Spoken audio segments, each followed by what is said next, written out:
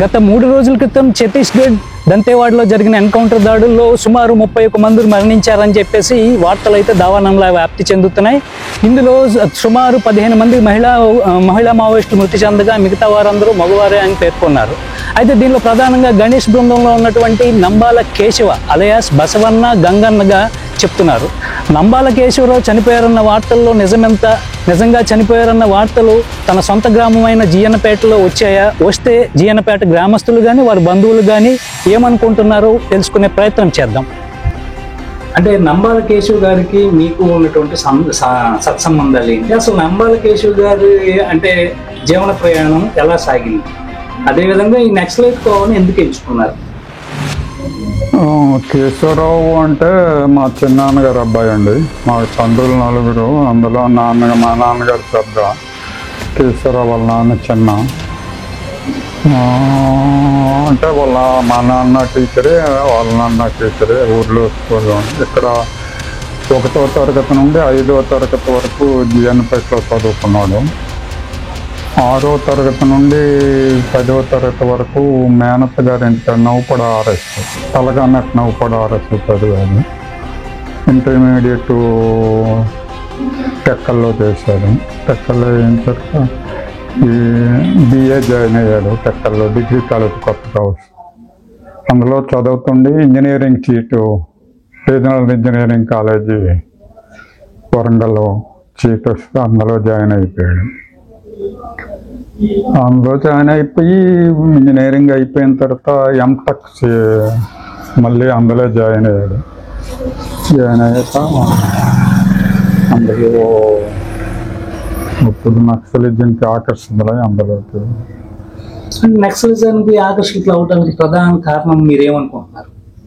ఏంటో మరి అక్కడ రీజనల్ రాడికల్ స్టూడెంట్ యూనియన్ అని అక్కడ వరంగల్లో అక్కడ ఎక్కువ ఇది ఉన్న అప్పుడు ప్రచారంలో ఉంది.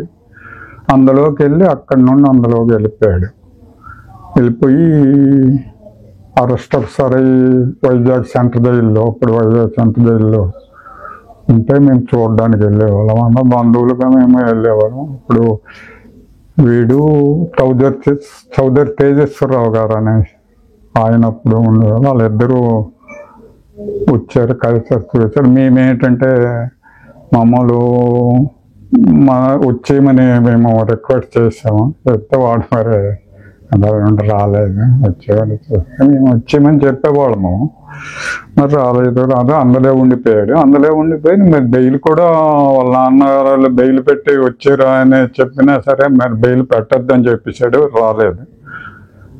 కొన్నాళ్ళకి వాళ్ళే బెయిల్ పెట్టి అక్కడ అండర్ గ్రౌండ్కి వెళ్ళిపోయాడు. అక్కడ నుండి మరి అలాగే సుమారు 40 సంవత్సరాలకు పైన అవుతుంది. 40 సంవత్సరాలకు పైన అవుతుంది అందులోకి వెళ్ళిపోయాడు. మేమేంటంటే మీడియాలో, పేపర్లో, ప్రెస్ వాళ్ళు కలిస్తే వాళ్ళ వాడి గురించి అడగటంతో మీలాంటి వాళ్ళు చెప్పడమే కానీ మరి మాకు కూడా. అయితే ఇప్పుడు ఎన్కౌంటర్ అంటే ఇంతకుముందు ఎన్నోసార్లు ఇలాగ ఏవో వచ్చేవి కానీ అవే నమ్మకం లేదు. ఇప్పుడు ఏంటంటే మొన్నటి ఎన్కౌంటర్లో నిన్నంతా టీవీ ఛానల్స్ ఏ వేసినా సరే నంబాల కేశవరావు కార్యదర్శి చనిపోయాడు, మృతి అని అంటాను క్వశ్చన్ మార్క్ వేస్తున్నారు కింద. రూడ్గా క్లియర్గా డిక్లేర్ చేసింది, ఎవరు చేయలేదు. అదైతే మాకు నమ్మకం అయితే పూర్తి నమ్మకం లేదు మాకు. ఎందుకంటే ఒక పోలీసు ఉన్నతాధికారులు, ఒక ఎస్పీ స్థాయి నుండి పై అధికారులు ఎవరైనా చదవాలి, లేక వాళ్ళ మావోయిస్ట్ అధికార ప్రతినిధులైనా వాళ్ళైనా ప్రకటిస్తే మాకు నమ్మకం ఉంది. 16 మంది డెడ్ బాడీస్ గుర్తించాం, ఇంక 15 మంది గుర్తించలేదు అంటున్నారు. 16 మందిలో వీడు ఉన్నాడని ప్రచారం వస్తుంది. నేను పూర్తిగా వాళ్ళు ఏంటంటే వాళ్ళు ఉన్నతాధికారులు వాళ్ళు ప్రకటించాలి, పోలీసు ఉన్నతాధికారులు వాళ్ళు ఇచ్చేస్తే మాకు నమ్మకం ఉన్నాం. ఆ ఫోటోలు కూడాను ఇవి ఒక నమ్మకం లేదైతే. ఫోటోలు కూడా చూపించడం లేదు క్లియర్గా. డెడ్ బాడీ వస్తే మరి పూర్తిగా అయితే డెడ్ బాడీ చూస్తాం మరి 40 సంవత్సరాల పైన పోల్చుకోలేమో మేము కూడా అలాగ ఉంది ఈ మాకు. 40 సంవత్సరాల ప్రక్రియలో ఎన్నిసార్లు మీరు నంబాల కేశవన్ చూసుంటారు? మీరు అంటే ఆయన నక్సలిజం లోకి వెళ్ళిపోయిన తర్వాత, మావోయిస్టులోకి వెళ్ళిపోయిన తర్వాత మీ అసలు గ్రామంలో ఒకసారి వచ్చారా? నా గ్రామంలో నక్సలెండ్కి వెళ్ళిపోయితే నిఘా ఉంటుంది, ఎలాగొస్తారండి వాళ్ళకి ఎలాగా ఇబ్బంది, వాళ్ళ నుండి మాకు ఇబ్బంది కదా, మాకు ఇబ్బంది పెట్టకూడదని ఉద్దేశం వాడికి ఉండొచ్చు కదా, గ్రామంకి ఎలాగొస్తారు ఆయన. అప్పుడు అతని పైన రివార్డు కూడా ఎంతో ప్రకటించారు. రివార్డు చిన్న స్థాయి నుండి చీఫ్ వరకు వెళ్ళారు. ఇప్పుడు రివార్డు ఎక్కువే కోర్టులో ఉందనుకుంటా, ఎప్పుడో పేపర్లో చూశాను నేను. ఏవో ₹1,00,000 ఎంత మరి మీకే తెలియాల, మరి మాకు కూడా రివార్డు. అయితే ఇప్పుడు ఈయన చనిపోయారు అని ప్రకటనలు అయితే వస్తున్నాయి, అంటే అది ఆశ్చర్యకార్డు కానీ క్వశ్చన్ మార్క్ ప్రకటనలు వస్తున్నాయి ఆయన చనిపోయారు అంటూ. దీన్ని మీ గ్రామంలో ఎలా చూస్తున్నారు? గ్రామంలో అంటే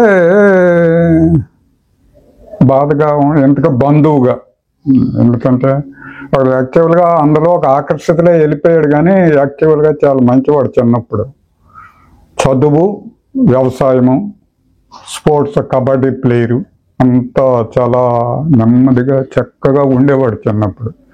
అందులోకి వెళ్ళిపోయిన తర్వాత మాకు ఆశ్చర్యమైపోయింది, అందులోకి ఎలా వెళ్ళిపోయాడని. అంటే వాడి భావాలు వేరే. అప్పుడు నుండి కష్టపడి పనిచేయడము, పరులు ఎక్కడ ఆశించిన వ్యక్తి కాదు, ఇంకైతే ఆశ ఇది లేదు, గొప్ప దీనికి డిసిప్లైన్గా ఉండేవాడు చిన్నప్పటి నుండి. మేము ఎక్కువ కలిసిమెలిసి చిన్నప్పటి నుండి ఉండేవాళ్ళం కాబట్టి. అయితే మరి ఆ భావాలు అవన్నీ వేరే ఆటలు కదా, అందులో ఆకర్షణగా వెళ్ళిపోయి ఉంటాడు. మరి ఎవరు మరి నాకు కూడాను పెద్దగా చదువుకోలేదు, అర్థం కాదు. మరి నేను చిన్న వ్యవసాయం చేసుకుంటున్న ఊర్లో ఉండి వ్యవసాయం చేస్తాను. అయితే ఇప్పుడు ఈయన తాలూకు బంధువులు కానీ ఇంకెవరైనా గ్రామంలో ఉన్నారా? బంధువులు అంటే మేము బాగారులం ఉన్నాము. బాగారులము 10 ఇళ్ళు ఉంటాయి ఊర్లో ఉన్న వాళ్ళు. బాగారులో 10 ఫ్యామిలీస్ ఉన్నారు ఊర్లో. తర్వాత అంతా బయట సెటిల్ అయిపోయారు, వైజాగ్, ఈ Hyderabad, Chennai, out of country చాలా మంది సెటిల్ అయిపోయారు. బంధువులు ఉంటాం, 10 ఇళ్ళు ఉన్నాం మా బాగారులో. మా మేనత్ గారు ఒకరు ఉన్నారు. బంధువులు అంటే ఊళ్ళో అందరూ బంధువులే ఊళ్ళో. ఇప్పుడు దీనిపైన మీరు అంటే ఎటువంటి విశ్వాసం పెట్టుకున్నారు? అంటే చనిపోయారని విశ్వాసం పెట్టుకున్నారా, లేకపోతే అంటే 40 సంవత్సరాలుగా ఆయన ఎలాగో మనకు కనబట్టలేదు, ఆయన చనిపోయారు అనేసి టీవీలో ఒక ప్రకటనలు అయితే వస్తున్న నేపథ్యంలో మీరు ఏ రకంగా ఊహించుకుంటున్నారు? ఆయన చనిపోయారని ఊహించుకుంటున్నారా, లేకపోతే లేదు బ్రతికే ఉన్నారు, ఇలాంటి చాలా చూసాము అని ఏమన్నా ఊహించుకుంటున్నారా? అది పూర్తిగా నమ్మకం లేదు. ఎందుకంటే పోలీస్ కూడాను వాళ్ళ మనోభావాలు దెబ్బతీయడానికి ఇలాంటివి చేయొచ్చు కూడాను, నాకు ఒక అనుమానం ఉండొచ్చు. తర్వాత దీనిగా చూస్తే మరి ఏదైనా మాకు ఉన్నతాధికారులు అనౌన్స్ చేసినా, వాళ్ళ అధికార ప్రతినిధి అనౌన్స్ చేసినా మాకు పూర్తి నమ్మకం అన్న డెడ్ బాడీ చూసిన నమ్మకం ఉంటుంది. ఎందుకంటే నిన్న సోషల్ మీడియాలో ఇవన్నీ చూసిన తర్వాత రాత్రి ఇక్కడ మా ఊరు చెల్లో చూశాను. అక్కడ ఎస్పీ గారు కేశవరావు గారు సమాచారం అయితే మాకు ఇంకా లేదు అని ఉంది అందులో, ఎస్పీ గారు జరిగింది. అలాంటి వాళ్ళు చనిపోయాడు అనే నమ్మకం చెప్తే నమ్మకం ఉంది. మాకు సమాచారం లేదు అని అన్నారు, మాకు ఎలాగ నమ్మాలా? రైట్. అయితే ఇది మన నంబాల కేశవరావు గారి సొంత గ్రామమైన జీఎన్పేటలో మనం తెలుసుకున్నటువంటి విషయాలు. నిజంగా నంబాల కేశవరావు గారు చనిపోతే ఇంతవరకు ఆ వార్తే మాకు రాలేదు. ఒకవేళ వార్త వస్తుంటే వార్తలో వాస్తవమైనటువంటి ఫోటో కానీ లేకపోతే ఆయన ఛాయాచిత్రం కానీ రిలీజ్ చేసే అవకాశం అయితే ఉందని అంటున్నారు. అయితే మేమైతే చనిపోలేదని చెప్పేసి ప్రగాఢంగా నమ్ముతున్నాం. చనిపోయి ఉంటే వారి ఫోటో కానీ లేదు ఇతర వస్తువులు కానీ మాకు సమర్పించేవాళ్ళు. ఇంతవరకు డిక్లరేషన్ ఇవ్వలేదు కనుక ఆయన బతికున్నట్టుగానే మేము నిర్ధారించుకుంటున్నాం అని చెప్తున్నారు బంధువులు.